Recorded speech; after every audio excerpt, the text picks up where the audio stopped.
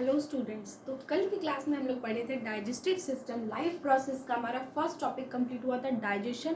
और आज की क्लास में हम लोग पढ़ने वाले रेस्पायरेटरी सिस्टम। तो रेस्पायरेटरी सिस्टम में वर्ड आ रहा है रेस्पायरेशन। क्या होता है पहले आप मीनिंग समझिए। रेस्पायरेशन का मीनिंग क्या होता है? एक वर्ड और है ब्रीदिंग। तो ब्रीदिंग और रेस्पायरेशन में डिफरेंसेस, ये क्वेश्चन एनसीईआरटी का बन सकता है। एकदम स्टार्टिंग में ही आपको क्वेश्चन समझ पकड़ना पड़ेगा कि कौन कौन से इंपॉर्टेंट क्वेश्चंस हैं, डिफरेंसेस वाले क्वेश्चन। इस वाले टॉपिक में आपको हम बताएंगे कि डिफरेंसेस वाले कौन कौन से इंपॉर्टेंट क्वेश्चन आएंगे। तो रेस्पायरेशन में क्या हो रहा है? एक तो आप देख रहे हैं कि अगर बात करें इनटेक ऑफ ऑक्सीजन, और एक होगा बॉडी से बाहर जाना। तो ये जो एक प्रोसेस है, क्या उसको रेस्पिरेशन बोल रहे हैं या फिर कोई और मीनिंग है? तो रेस्पायरेशन जो है मेनली होगा आपके सेल्स में। कहाँ होगा?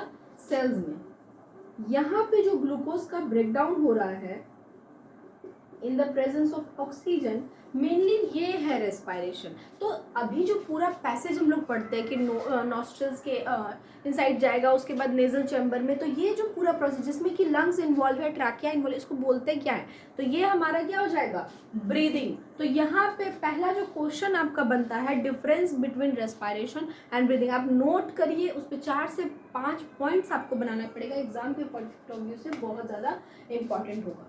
तो इसके बाद बात करते, सबसे पहले हम लोग पढ़ेंगे पैसेज, कि एयर का पैसेज क्या है, कहाँ से वो आपके बॉडी के अंदर जा रहा है, और कौन कौन से उसके बीच में कौन कौन से बोल सकते हैं कि इंपॉर्टेंट ऑर्गन्स आ रहे हैं। तो सबसे पहले एयर इंटर करेगा नॉस्ट्रिल में। अब नॉस्ट्रिल से ये कहाँ जा रहा है?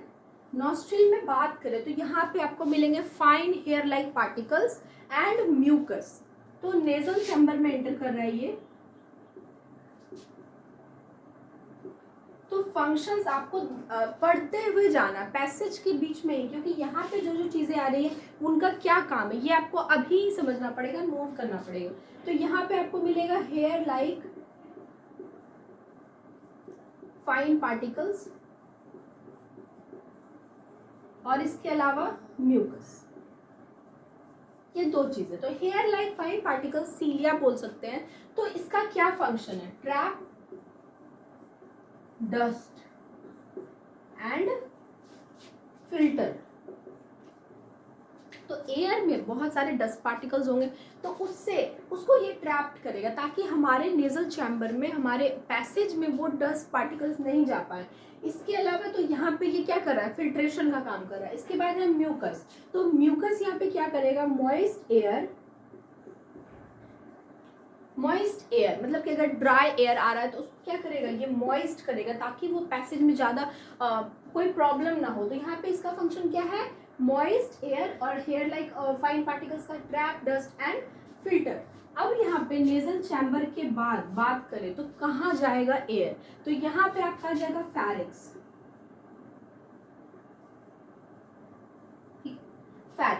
फैरिक्स के बाद जो है आपको पैसेज बिल्कुल याद कर लेना है, ठीक है।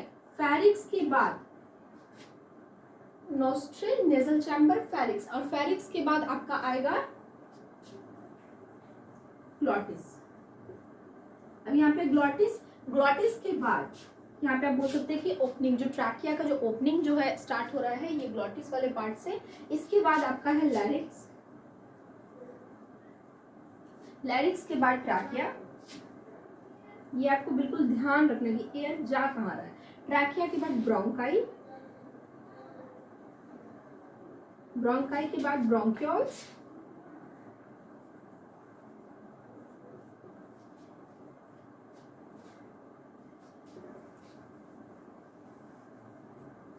ब्रोंक्यूल्स के बाद अल्वेओलर डक्ट्स, और फिर अल्वियोलाई, ठीक है। तो सबसे पहले कहाँ एंटर करेगा एयर? नॉस्ट्रिल में। फर्स्ट में नॉस्ट्रिल, देन नेजल चैम्बर के बाद फैरिक्स के बाद ग्लॉटिस के बाद ये कहाँ आ रहा है? लैरिक्स के बाद ट्रैकिया के बाद ब्रोंकाई के बाद ब्रोंक्यूल के बाद अल्वियोलर डक्ट, उसके बाद अल्वियोलाई। ठीक है। और अल्वियोलाई में आपको पता है कि ये सैक लाइक स्ट्रक्चर एक बहुत ही फाइन बैग लाइक स्ट्रक्चर होगा, जहाँ पे एक्सचेंज ऑफ गैसेस होंगे, यहाँ पे बहुत सारे ब्लड कैपिलरीज होंगे, ठीक है। और यहीं पे ऑक्सीजन को क्या करेगा, ऑक्सीजन देगा और कार्बन डाइऑक्साइड ये लेगा, और उसके बाद कार्बन डाइऑक्साइड, ये तो हुआ ऑक्सीजन के जाने का पैसेज, और इसी पैसेज से CO2 बॉडी से बाहर नॉस्ट्रिल के थ्रू बाहर आ जाएगा। तो सबसे पहले ये पैसेज आप समझ गए होंगे, यहाँ तक कोई प्रॉब्लम नहीं होना चाहिए। अब इसमें जो है बहुत सारे एक्स्ट्रा चीजें की तो समझ गए। अब इसके बीच में यहाँ पे अगर ट्रैकिया की बात करें तो ट्रैकिया का पूछता है कि सी शेप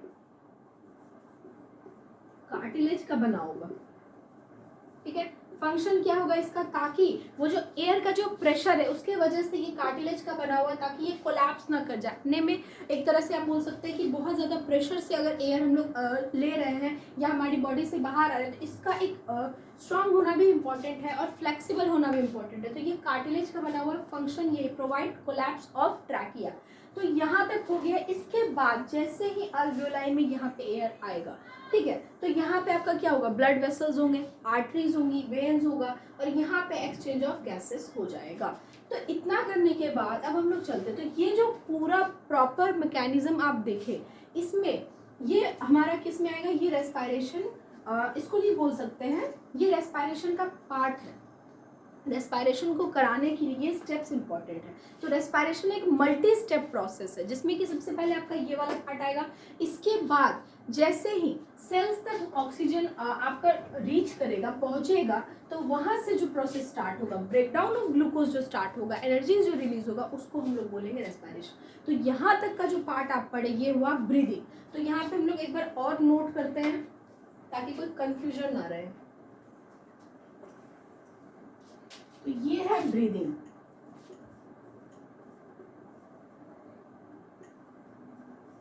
आपको नोट करते जाना है, और ये है रेस्पायरेशन।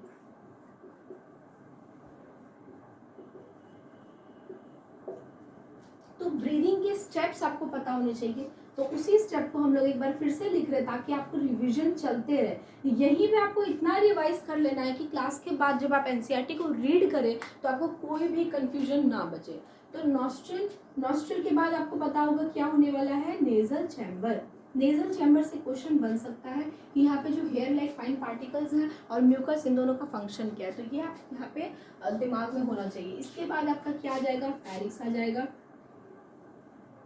फेरिक्स के बाद आपका क्या आ रहा है, ग्लॉटिस आ रहा है। ग्लॉटिस के बाद क्या आ रहा है, लैरिक्स आ रहा है। लैरिक्स के बाद क्या आ रहा है, ट्रैकिया।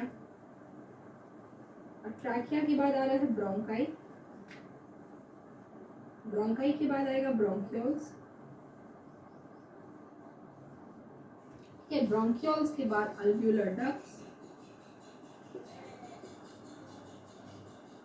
और फिर अल्वियोलाई। तो ये आपका क्या पार्ट हो गया, ब्रीदिंग का पार्ट हो गया। अब रेस्पायरेशन में क्या होगा कि जैसे ही सेल के पास ब्लड वेसल्स के हेल्प से, आर्टरी के हेल्प से यहाँ पे ऑक्सीजन इन करेगा और ग्लूकोज है, ठीक है, ग्लूकोज है। तो यहाँ पे जो फिर अब जो रिएक्शन होगा, तो यहाँ पे अगर इसकी बात करें तो यहाँ पे दो स्टेप है। पहले तो ग्लूकोज टूटता है। तो अगर बात करें सेल की, तो सेल में आपको पता होगा कि एक तो हमारा पार्ट हो गया क्या, एक हो गया साइटोप्लाज्म और एक क्या हो गया, माइटोकॉन्ड्रिया। तो कुछ स्टेप यहाँ पे दो स्टेप में होता है। पहले तो ग्लूकोज के यहाँ पे 6 कार्बन का बना हुआ, 6 कार्बन मॉलिक्यूल क्या होगा, ग्लूकोज। तो पहले ग्लूकोज को हम लोग ब्रेक करते हैं, तो 3 कार्बन मॉलिक्यूल में बनाते हैं, जिसको बोलते हैं पायरुविक एसिड। ठीक है, तो अब हम लोग इसको, पहले तो आप ब्रीदिंग समझ गए। ब्रीदिंग में यहाँ पे क्या क्या इंपॉर्टेंट आपको आ रहा था पैसेज में, और ब्रीदिंग एग्जैक्टली होता क्या। अब हम लोग पढ़ेंगे रेस्पायरेशन। रेस्पायरेशन में क्या क्या प्रोसेस होता है, अलग अलग ऑर्गेनिज्म में रेस्पायरेशन किस तरह से होता है, क्या हर बार ऑक्सीजन का नीड होगा रेस्पायरेशन करने के लिए, या फिर कुछ ऑर्गेनिज्म इसके एब्सेंस में करते हैं। कई बार क्या होता है, बहुत ज़्यादा फिजिकल एक्टिविटी की वजह से ऑक्सीजन जितना चाहिए, रिक्वायरमेंट ज़्यादा, एनर्जी ज़्यादा चाहिए, जैसे एथलीट वगैरह में, रनिंग में, तो आपको एनर्जी ज़्यादा चाहिए, एनर्जी यहाँ पे ऑक्सीजन उतना है नहीं, तो आप कैसे यहाँ पे एनर्जी रिलीज होगा। तो ये कंडीशन एक अलग कंडीशन हुआ, एब्सेंस ऑफ ऑक्सीजन। तो वहाँ पे क्या कंडीशंस आएगा, तो ये अब हम लोग देखते हैं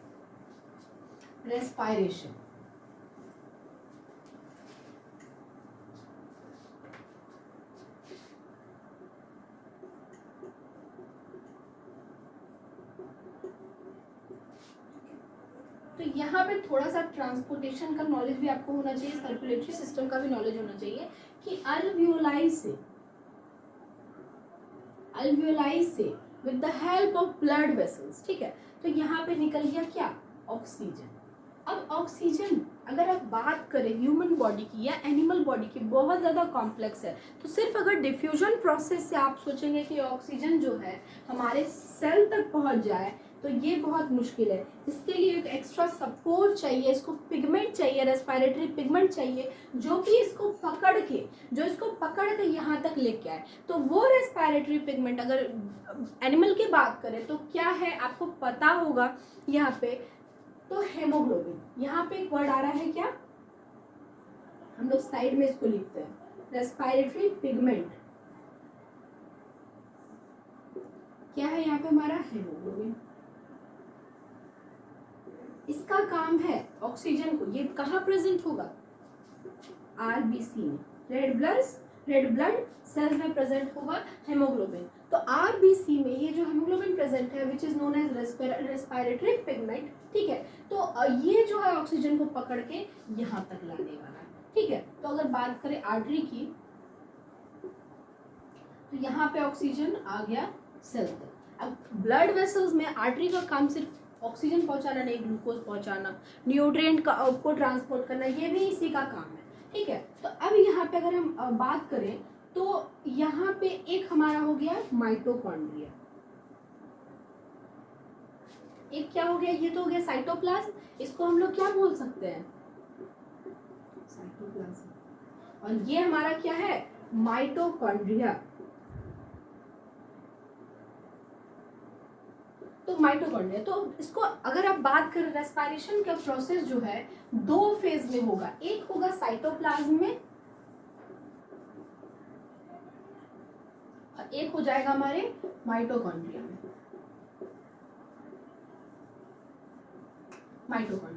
तो साइटोप्लाज्म में क्या हो रहा है, break down of 6 molecules of glucose into 3 molecules of ये पायरुविक एसिड। अब पायरुविक एसिड भी बोल सकते हैं, यहाँ पे 6 कार्बन से ये बनेगा 3 कार्बन, ये है ग्लूकोज और ये है पायरुविक एसिड बोल सकते हैं आप, या फिर एसिड अगर नहीं आपको बुक्स में आप पायरुवेट भी देखेंगे, पायरुवेट और पायरु, ठीक है।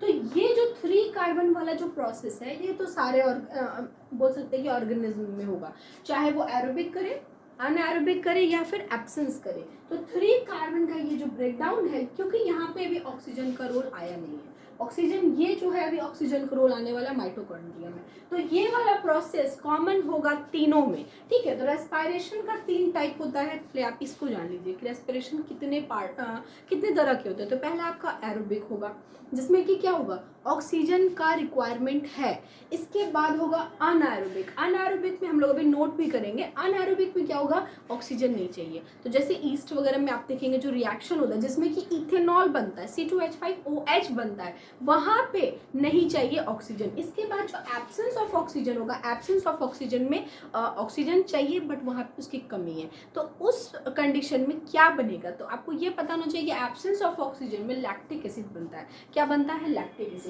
एक और नोट करने वाली बात है कि वाटर एरोबिक, अनएरोबिक और एब्सेंस, सिर्फ एरोबिक में यहाँ पे वाटर का फॉर्मेशन होता है। तो ये यहाँ तक वाला प्रोसेस तो सारे में होगा कॉमन, ठीक है। अब इसको हम लोग अच्छे से समझते हैं हाईलाइट करके।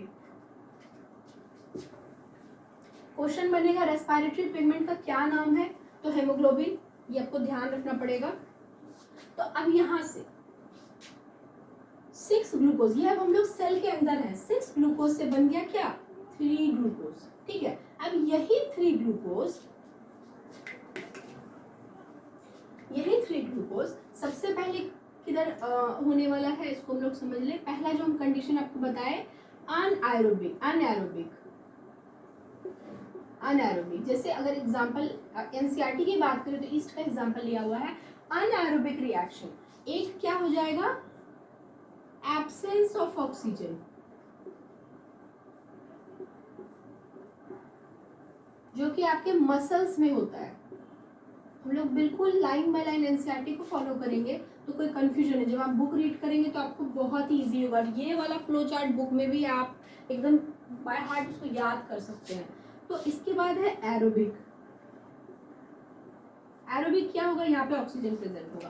तो क्या डिफरेंस है, क्योंकि यहाँ पे अगर बात करें इसकी, तो ये हो रहा है किसमें, साइटोप्लाज्म में।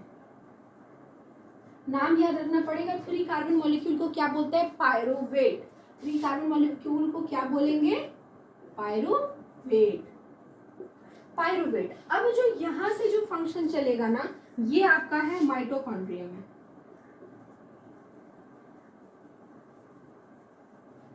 माइटोकॉन्ड्रिया। तो अब यहाँ पे ये तो आपका साइटोप्लाज्म में आ गया, साइटोप्लाज्म में 6 कार्बन से 3 कार्बन आ गया, और ग्लूकोज से क्या आ गया, पायरुवेट। अब हम लोग आ चुके, एंटर कर चुके पायरुविक सॉरी माइटोकॉन्ड्रिया में। तो अनएरोबिक रेस्पिरेशन में यहाँ पे क्या बनेगा, यहाँ पे आपका बनने वाला है इथेनॉल, क्योंकि यहाँ पे ऑक्सीजन नहीं है। इथेनॉल बनेगा, CO2 बनेगा और एनर्जी रिलीज होगा। इसके बाद अगर एब्सेंस ऑफ ऑक्सीजन की बात करें तो यहाँ पे आपको बनने वाला लैक्टिक एसिड प्लस एनर्जी। यहाँ पे बात करें एरोबिक की, तो ये सबको पता होगा, carbon dioxide plus H2O plus energy.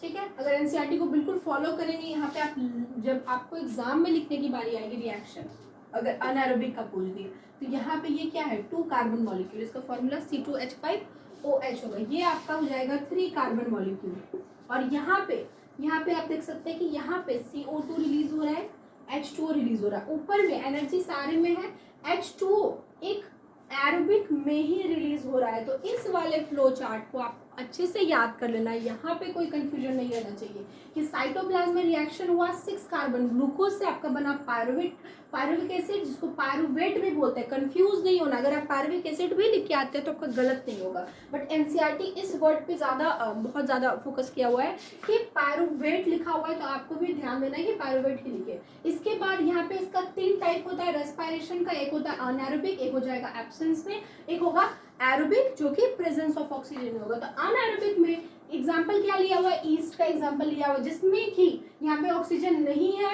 No oxygen, तो यहाँ पे इथेनॉल बन रहा है, CO2 बन रहा है, एनर्जी बन रहा है। इसके बाद अगर एब्सेंस ऑफ ऑक्सीजन की बात करें, जो कि मसल सेल्स में होंगे, बहुत ज्यादा एथलीट जब बहुत ज्यादा रनिंग करते हैं, तो इसी लैक्टिक एसिड के फॉर्मेशन की वजह से वहाँ पे क्या लैक्टिक एसिड जमा हो जाता है और क्रैम्प्स होते हैं, पेनफुल होता है वो चीज। तो यहाँ पे एनर्जी और लैक्टिक एसिड रिलीज हो रहा है। एरोबिक रिएक्शन में CO2 होगा, H2O होगा, एनर्जी होगा, और यही CO2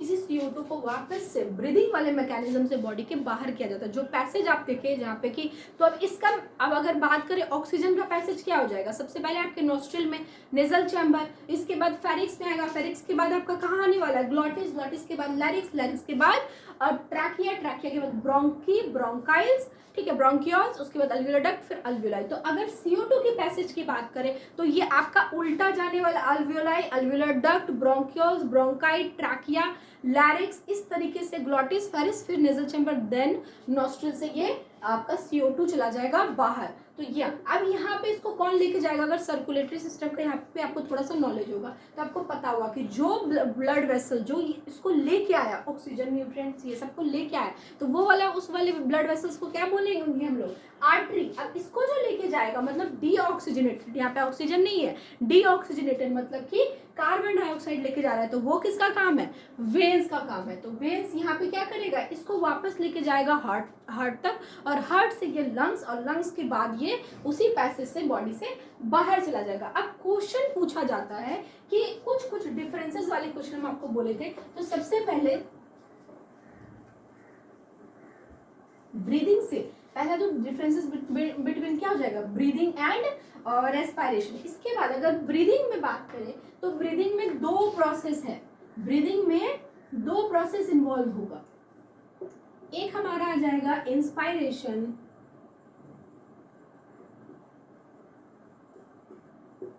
बॉडी के अंदर जो है ऑक्सीजन को लेना, एयर को लेना, और यहाँ पे एक हो जाएगा एक्सपायरेशन, मतलब बॉडी से बाहर करना। तो इसके बेसिक डिफरेंस को, इसका भी बेसिक डिफरेंस का क्वेश्चन एग्जाम में पूछा जाता है, तो आपको ध्यान रखना है। तो यहाँ पे सबसे पहले क्या होगा, intake of air into the body, ठीक है, इनटेक कर रहे हैं। अब यहाँ पे क्या है, यहाँ पे क्या करेंगे, अगर एक्सपायरेशन की बात करें तो यहाँ पे क्या करेंगे,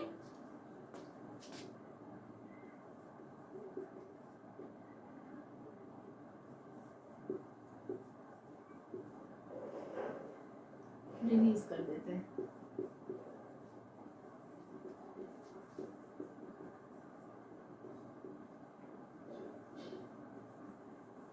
इसके बाद अगर बात करें तो आपको पता होगा कि यहाँ पे कुछ डायफ्राम वगैरह जो है, डायफ्राम के मूवमेंट से ये दोनों प्रोसेस में बहुत इंपॉर्टेंट रोल करता है। तो डायफ्राम का जो मूवमेंट है, ये क्वेश्चन एग्जाम में आपको ध्यान रखना है कि किसमें डायफ्राम फॉरवर्ड हो जाता है, बैकवर्ड हो जाता है, किसमें फ्लैट होगा, किसमें डोम शेप होगा। तो ये चीज आपको बहुत अच्छे से ध्यान रखना है। तो अब यहाँ पे एक और चीज है, it is an active process, energy is required, it is a basic point है, आप लोग नोट कर लीजिए, एग्जाम के लिए बहुत हेल्पफुल होगा। It is a passive process. अब अगर बात करें यहाँ पे तो rib cage moves forward and outward. तो रिब केज का जो मूवमेंट होगा, जो कि इंस्पायरेशन में होने वाला है, मूव्स कैसे करेगा, तो रिब केज का मूवमेंट और डायफ्राम, ये दोनों का आपको ध्यान रखना है। तो रिब केज मूव फॉरवर्ड, ठीक है, rib cage moves forward and outward.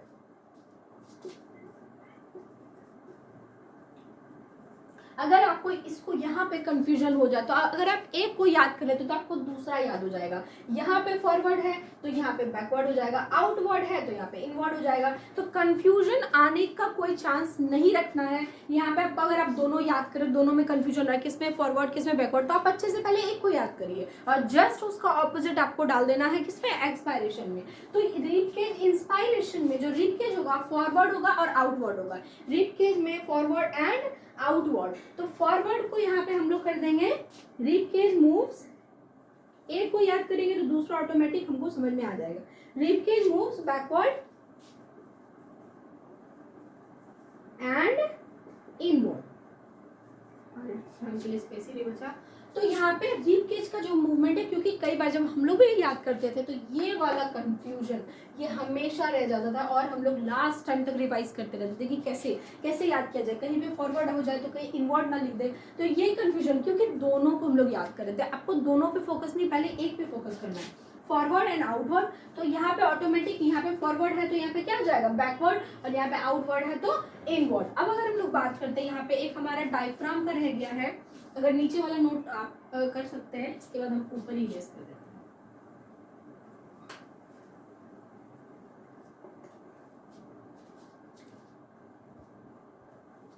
इसके बाद है हमारा डायफ्राम।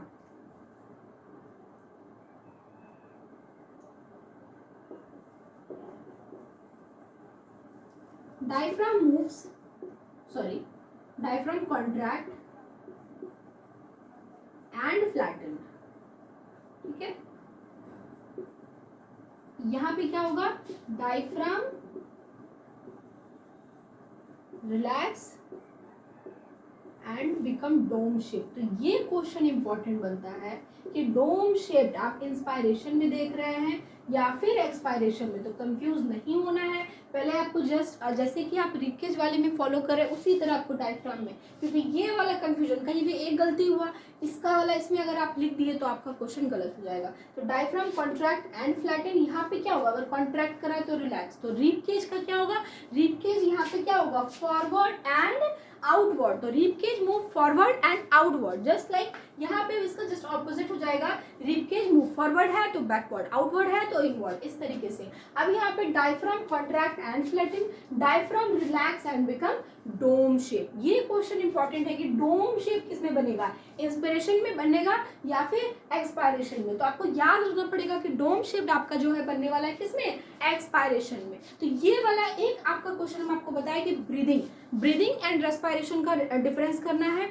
इसके बाद difference between inspiration and expiration कर लेना। तो यहाँ तक आप नोट करिए। तो अगर पॉइंट की बात करें 1 2 3 एंड 4, तो 4 to 5 अगर पॉइंट आप दे देते हैं तो आपको बहुत ज़्यादा सही रहेगा और मार्क्स भी आपका जाने वाला नहीं है। इसके अलावा अगर एक और अगर आप 5 अगर आपको कंप्लीट करना है तो यही में हम लोग कर लेते हैं।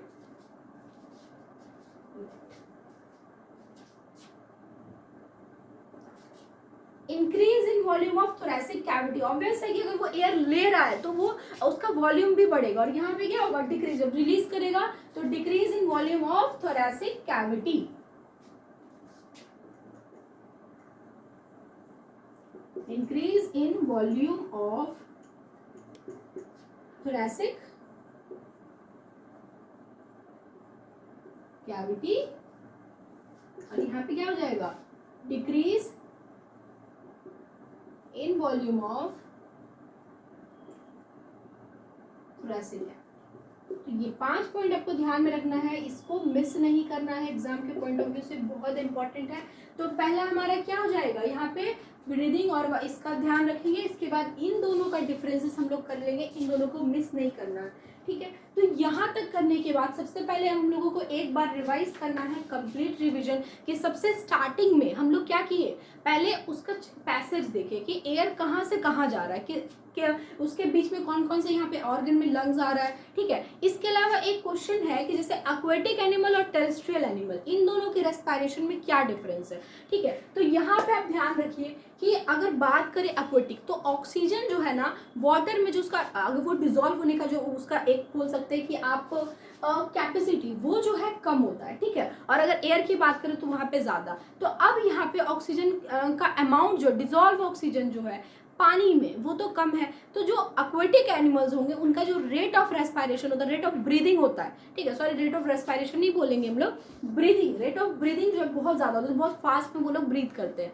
और अगर बात करें टेरेस्ट्रियल एनिमल्स जो कि एयर से ले रहा है, तो वहाँ पे क्या होगा, वहाँ पे वो उनका सही रहेगा, बहुत ज़्यादा स्पीड नहीं होगा। तो एक रीज़न था कि रेट ऑफ ब्रीदिंग जो है आपके एक्वेटिक एनिमल में ज़्यादा, क्योंकि वहाँ पे डिजोल्व ऑक्सीजन का जो है अमाउंट होता है कम। तो ये चीज़ आपको ध्यान रखना है। इसके अलावा एक और क्वेश्चन अगर एनसीईआरटी की बात करें तो चैम्बर पूछा गया है।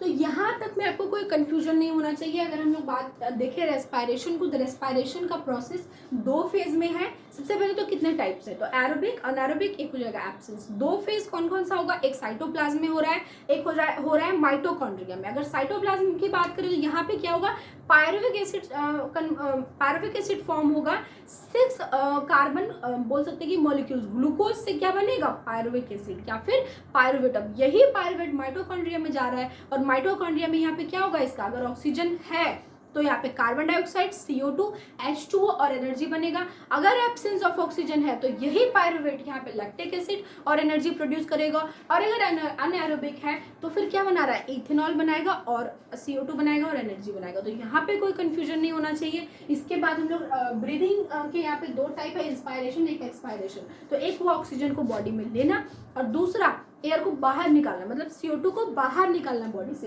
तो वो उसको बोलेंगे एक्सपायरेशन। अब इन दोनों के लिए जो डायफ्राम और रिब केज का जो मूवमेंट है, तो रिब केज का मूवमेंट क्या है और डायफ्राम का मूवमेंट क्या है, ये आपको याद रखना पड़ेगा। एक टाइम पे इंस्पायरेशन में क्या हो रहा है, यहाँ पे कॉन्ट्रैक्ट हो रहा है, डायफ्राम कॉन्ट्रैक्ट होगा, फ्लैटेंड होगा, यहाँ पे डायफ्राम रिलैक्स होगा और क्या बनेगा, इंपॉर्टेंट लाइन क्या है, डोम शेप बनेगा। और अगर बात करें थोरेसिक कैविटी, अगर एयर ले रहे, एयर यहाँ पे लंग्स में भर रहा है तो क्या उसका वॉल्यूम बढ़ेगा। तो क्या बोल रहे हैं यहाँ पे, increase in volume of thoracic cavity in inspiration और decrease in volume of thoracic cavity in expiration. तो ये आपको याद रखना पड़ेगा। ये एक एक्टिव प्रोसेस है, ये एक पैसिव प्रोसेस है, प्रोसेस है। तो इतना करने के बाद हमारा जो रेस्पिरेटरी सिस्टम का जो पूरा एक कॉन्सेप्ट है वो हमारा क्लियर हो चुका है। आप एनसीईआरटी को रीड करिए, आपको सारा पॉइंट मिलेगा, कोई भी पॉइंट ऐसा नहीं होगा जो मिस होगा। तो आपको डाइजेशन और ब्रीदिंग हम अच्छे से करवा चुके हैं। इसके बाद जो हमारा थर्ड लेक्चर होगा वो ट्रांसपोर्टेशन होगा, जिसमें कि हम लोग सर्कुलेटरी सिस्टम पढ़ेंगे। तो एक बार अगर आप अगला टॉपिक हमको पढ़ना है तो आप एक बार रीड भी कर सकते हो। तो जब हम पढ़ाएं तो आपको क्या होगा, ईजी हो जाएगा, समझ में आएगा कि ये सारी चीज़ें बुक में पहले से दी हुई है। तो यहाँ तक हमारा कंप्लीट होता है। तो आज के लेक्चर को हम लोग यहीं पे एंड कर रहे हैं। हम लोग मिलते हैं थर्ड लेक्चर में, जिसमें कि हम लोग सर्कुलेटरी सिस्टम को अच्छे से पढ़ेंगे। Thank you.